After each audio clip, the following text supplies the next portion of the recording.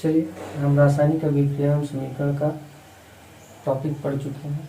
Theory हमारा complete हो चुका है। अब हम अभ्यास के प्रश्न को देखते हैं। तो सबसे पहला जो प्रश्न है वो क्या है, यहाँ पर लिखा हुआ है। पहला वाला प्रश्न कह रहा है, नीचे दी गई अभिक्रिया के संबंध में कौन सा कथन सत्य है। तो एक रासायनिक अभिक्रिया दी हुई है, ठीक है। अब इसमें ये 4 ऑप्शन दिए हुए हैं। अब 4 ऑप्शन में हमको यहाँ पर दिया हुआ है कौन सा सही है।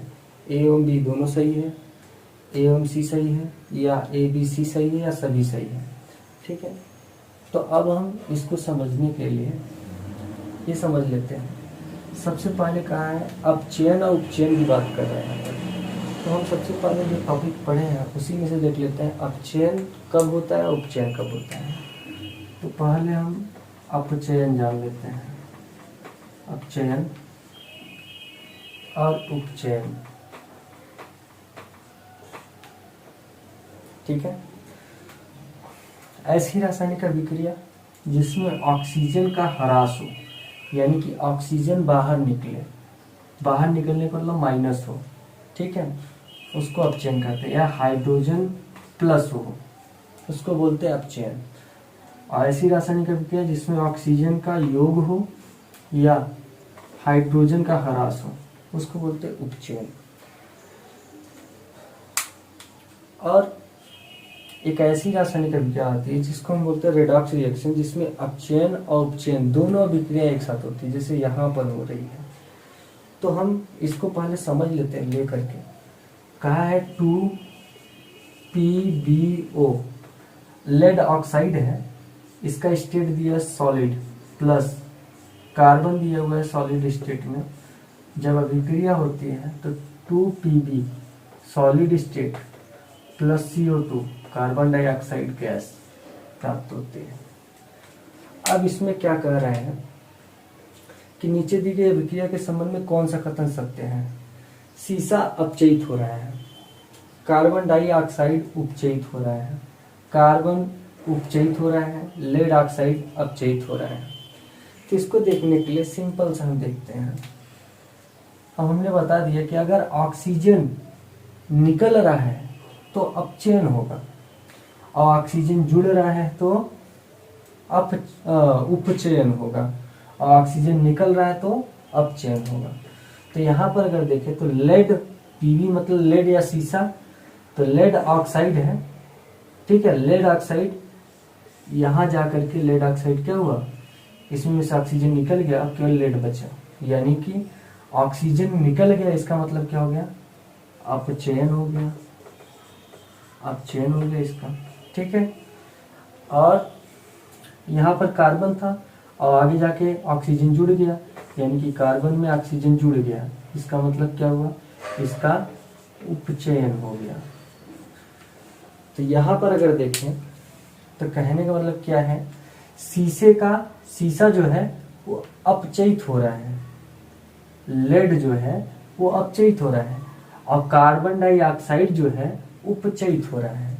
तो यहां से निकल के आया जो लेड है, सीसा क्या हो रहा है, अपचयित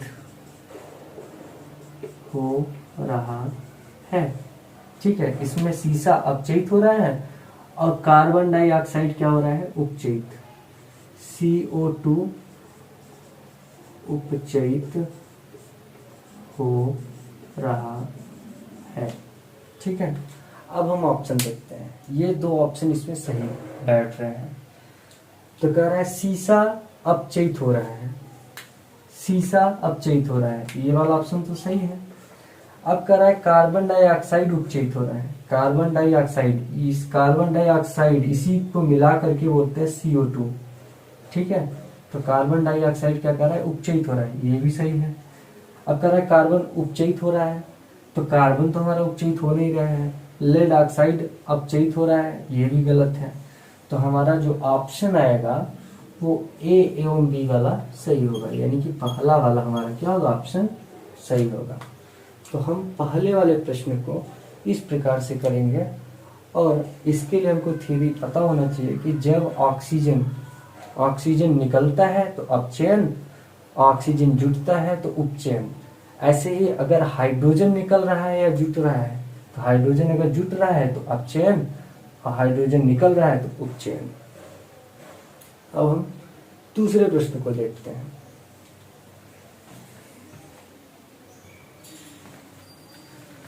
चलिए दूसरा क्वेश्चन देखते हैं।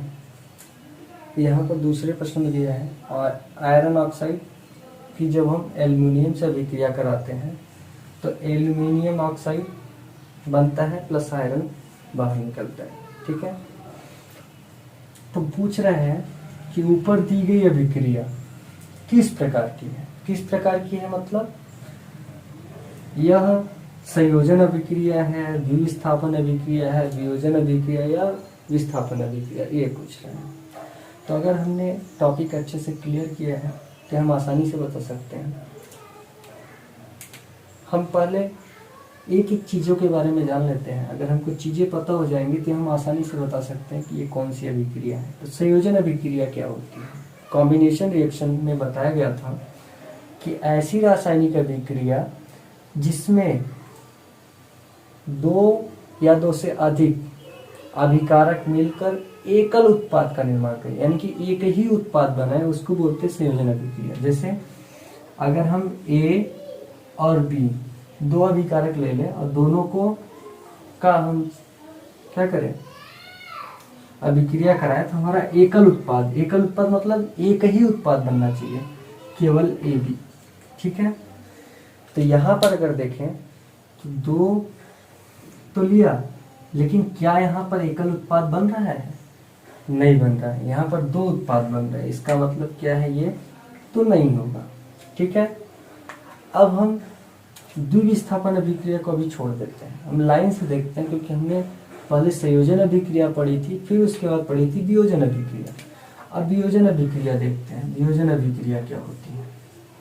तो वियोजन अभिक्रिया क्या होती है, इसका जस्ट उल्टा, ऐसी रासायनिक अभिक्रिया जिसमें एकल अभिकारक टूटकर, यानी कि AB एकल अभिकारक दिया रहे, ये टूटेगा और दो या दो से अधिक उत्पाद बनाएगा, यानी कि A प्लस B।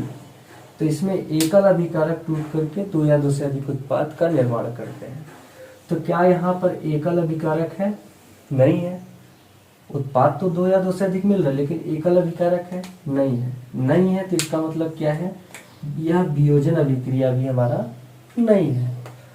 अब हम तीसरा जो था वो था विस्थापन अभिक्रिया। तो अब हम विस्थापन अभिक्रिया को देख लेते हैं। विस्थापन अभिक्रिया क्या होती है? सबसे पहले इसमें ये जानने वाली बात है कि विस्थापन अभिक्रिया में एक तत्व होता है और दूसरा यौगिक होता है अभिक्रिया करने वाले। ठीक है, तो यहाँ पर अगर देखें तो एक तत्व है, दूसरा यौगिक है। ठीक है, तो सीधा सीधा हम इसी चीज से पकड़ सकते हैं कि विस्थापन अभिक्रिया है ये। ठीक है, या फिर थोड़ा हम इसको समझ लेते हैं। विस्थापन अभिक्रिया हमने क्या पढ़ा था, डेफिनेशन, परिभाषा, ऐसी रासायनिक अभिक्रिया जिसमें अधिक अभिक्रियाशील पदार्थ कम अभिक्रियाशील पदार्थ को उसके स्थान से विस्थापित करके खुद जाके जुट जाते हैं। ऐसी जो अभिक्रिया होती है उसको बोलते हैं विस्थापन अभिक्रिया।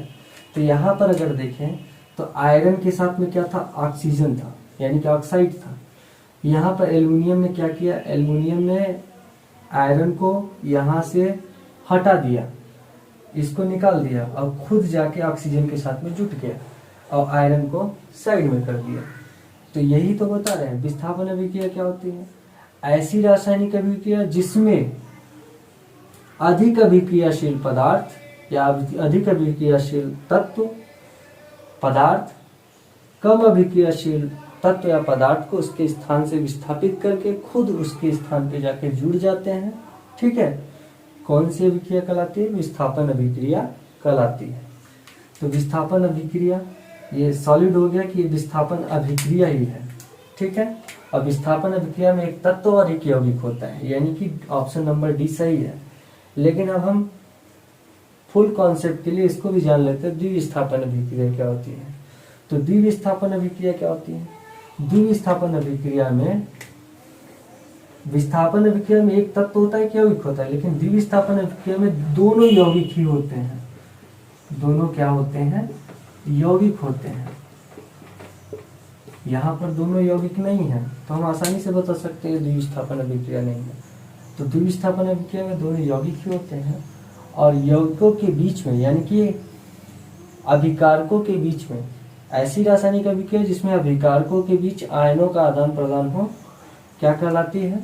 द्विविस्थापन अभिक्रिया कहलाती है। तो यानी कि कहने का मतलब ये है कि ये जो ऊपर अभिक्रिया दी हुई है रासायनिक अभिक्रिया, ऊपर दी गई अभिक्रिया विस्थापन अभिक्रिया के श्रेणी में आता है।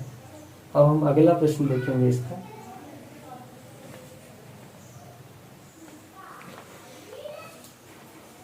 चलिए तीसरा प्रश्न देखते हैं। तीसरे प्रश्न में क्या कर रहा है?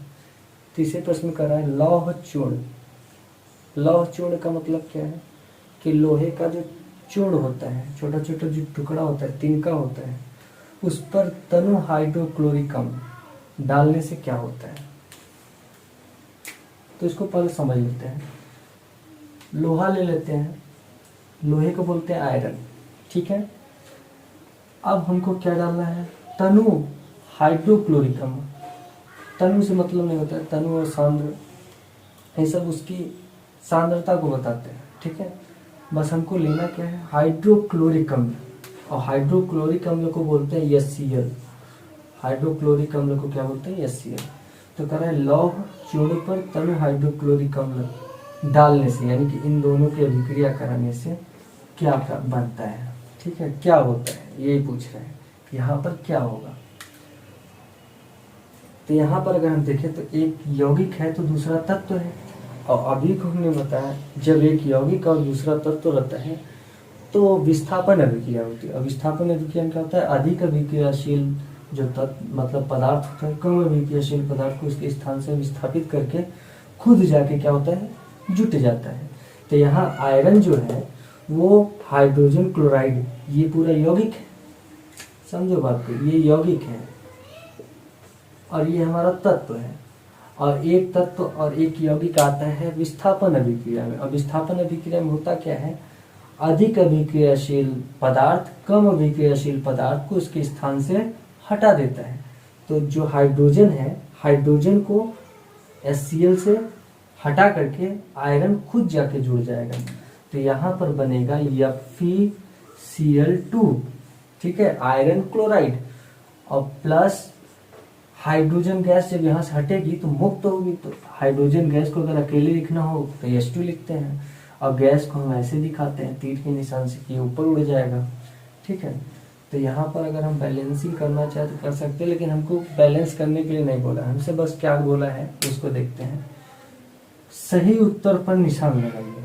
सही उत्तर मतलब जो सही हो। हाइड्रोजन गैस एवं आयरन क्लोराइड बनता है।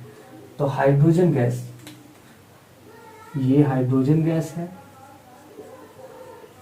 गैस, और क्या कर रहा है? आयरन क्लोराइड बनता है। तो आयरन क्लोराइड बन रहा है, आयरन क्लोराइड बनता है। तो जाहिर सी बात है जब हाइड्रोक्लोरिक अम्ल की आयरन से अभिक्रिया कराएंगे तो आयरन क्लोराइड गैस बनेगा और हाइड्रोजन गैस मुक्त होगी। यानी कि पहला वाला ऑप्शन ही हमारा क्या है? करेक्ट है, पहला वाला।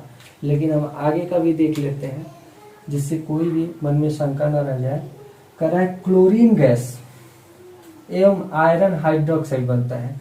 तो यहाँ पर क्लोरीन गैस तो बनेगा ही नहीं, ठीक है, Cl मुक्त नहीं हो सकता है, ठीक है। क्यों?